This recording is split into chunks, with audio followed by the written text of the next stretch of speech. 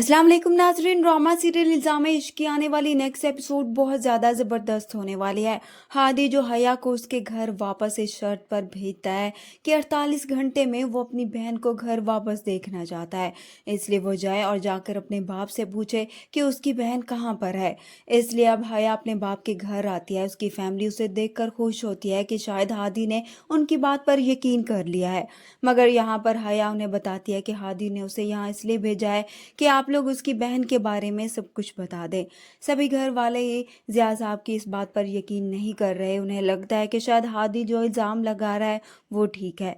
ज़िया साहब जो सबकी शक भरी निगाहों को देखकर बहुत परेशान है और वो चाह कर भी अपनी बेगुनाही साबित नहीं कर पा रहे। इसलिए अब वो हया के पास जाएंगे, उसे कहेंगे कि तुम वापस हादी के पास मत जाओ, वो कुछ भी कह रहा है सब कुछ मुझ पर इल्ज़ाम है। मगर हया अपने बाप से कहती है कि अगर आप हादी की बहन के बारे में मुझे नहीं बताएंगे तो तब तक मेरा भी आपसे कोई ताल्लुक नहीं। जब तक उसकी बहन हुरिया नहीं मिल जाती तब तक मैं आपसे कोई ताल्लुक नहीं रखूंगी।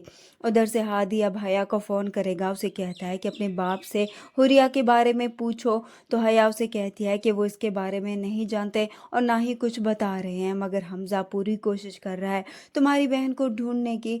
तभी हादी उसे कहता है कि जब तुम्हें अपने बाप पर भरोसा नहीं है तो तुम्हारे आशिक पर भी भरोसा नहीं किया जा सकता। क्या पता वो भी तुम्हारे बाप के साथ मिला हुआ हो। उधर से हमजा भी अब हया से मिलने के लिए आ जाता है। तो वो हया को समझाने की कोशिश करता है कि तुम मेरी बात मानो और पुलिस को बताओ कि हादी ने ज़बरदस्ती तुमसे निकाह किया और ये एक सिर्फ कागजी रिश्ता है जो ख़त्म हो जाएगा, इसलिए उस पर भरोसा मत करो, मेरी अपने बाप की बात पर यकीन करो। तभी हया हमजा को जवाब देती है कि मैं ऐसा कुछ नहीं करूँगी, मैं तुम्हारी ज़िंदगी खतरे में नहीं डालूंगी और हादी का भी कसूर नहीं, वो भी तो मजलूम है, उसके साथ भी ज्यादती हुई है। आखिर बाबा क्यों नहीं उसकी बहन के बारे में बता देते। और अब अगले दिन 48 घंटे गुजरने के बाद जब हया घर नहीं जाती तो हादी उनके घर पहुंच जाता है। उनके घर में काफ़ी हंगामा भी करता है और फिर हया का हाथ पकड़कर उसे अपने साथ ले जाता है। ज़िया साहब से कहता है कि जब तक मेरी बहन नहीं मिल जाती आपकी बेटी को भी सुख का सांस नहीं लेने दूंगा।